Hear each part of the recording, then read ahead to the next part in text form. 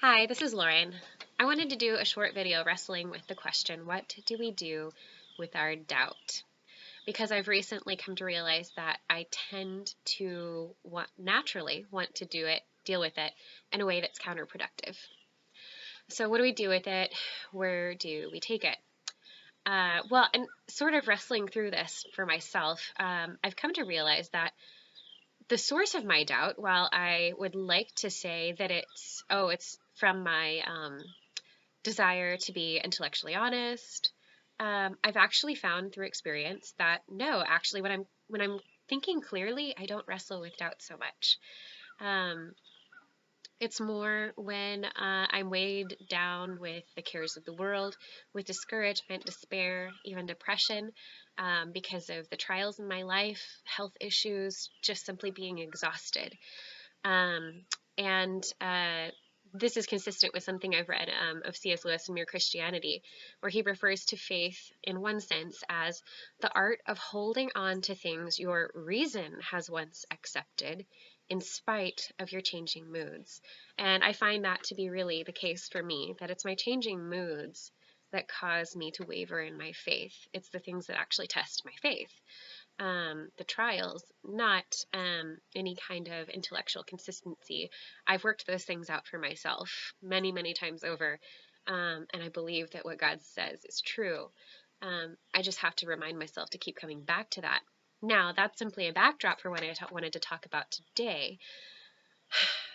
I found that in many areas of life, when I realize I have a problem, I want to try to solve it, to figure it out in my own way.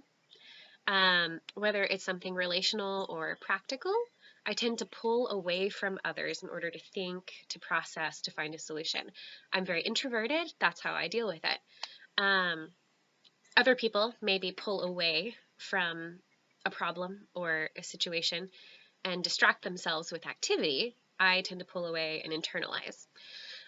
While doing that, whether you're enlisting others for help sometimes or trying to quietly think it through for yourself, it can be a good thing.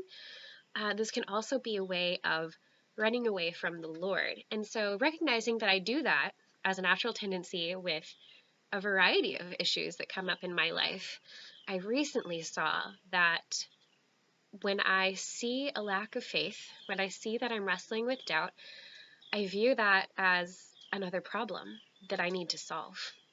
And so I've recognized that I tend to want to pull away, pull within, overanalyze, try to solve it on my own.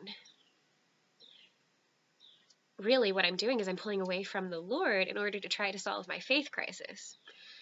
And it's a really terrible thing to do with doubt.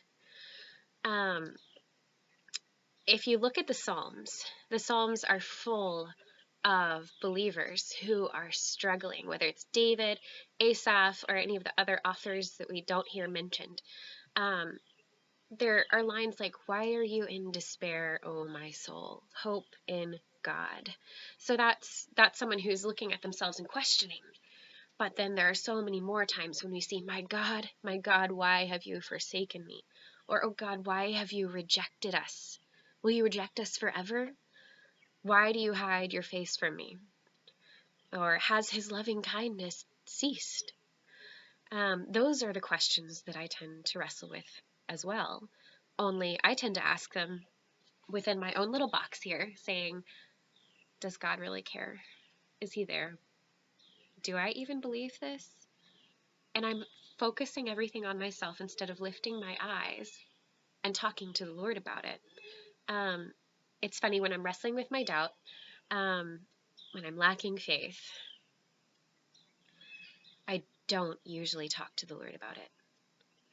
And isn't that just further stepping away from faith? Instead of saying, God, I I am unsure about a lot of things. I'm unsettled. I'm wrestling with these feelings, with these doubts, and I know your word is true, but I'm not feeling it. Help me. Or my heart is growing cold. Really that's what's happening to me is I'm growing embittered by my circumstances. I don't really want to talk to the Lord about it because it hurts. Um, But instead of retracting, running away, just with any relationship, in a marriage or friendship, if you don't voice those concerns and get them out on the table, then you can't solve the problem. You can't remove the tension. And now God already has done everything on his end, and we have to rest in the forgiveness of our sins through Jesus. We have to put all of our faith and trust in him. Sorry, I have note cards and it's windy. And that's where a lot of the problem stems from. But when I'm not looking to him. And so even in my seasons of doubt, I need to remember that Jesus paid the price for my sins. I've got to preach the gospel to myself. But I also need to make sure that I am not running away from God in order to solve my faith crisis. I need to run to him instead. As we hear in the Gospels, a man said to Jesus, "I do believe, help my unbelief." And the Lord did not shame him for that. The Lord praised him for that. So God knows when we're struggling with doubt. We can't hide it from him. We can try to fool ourselves. We can try to fool other people, but we can't fool the Lord. He knows, and he understands. And he wants us to run to him even in our times of doubt. I think the Psalms make that abundantly clear. And the pattern that we see in the Psalms is when the psalmist lays out their case before the Lord, what they're struggling with, even their doubts and frustrations, there is resolution. There is truth that's brought to bear on those feelings and those questions. And in the end of almost every one of those kinds of Psalms, there is a resolution of praising the Lord, of confidence in our great God. And so they find that, though, by running to God with those questions. And so that is really the thing that I wanted to leave with you today. It's the thing that I'm being encouraged in as the Lord is building up my faith, which has been weak, very weak at times.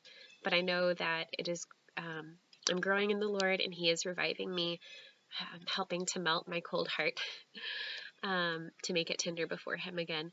And so I hope this has been an encouragement to you to cast your cares on Jesus, even your doubts, to take them before him, because he cares for you, even when you're not feeling it. I hope this has been somewhat of an encouragement to you today. If it has, you can consider subscribing to my YouTube channel. I hope to provide some more spiritual encouragement through videos, as well as just some practical looks into how I manage our life and household and homeschool. You can also find me at lifemeetsjesus.com for encouraging articles on all kinds of things, bringing them before the Lord and living in light of his word.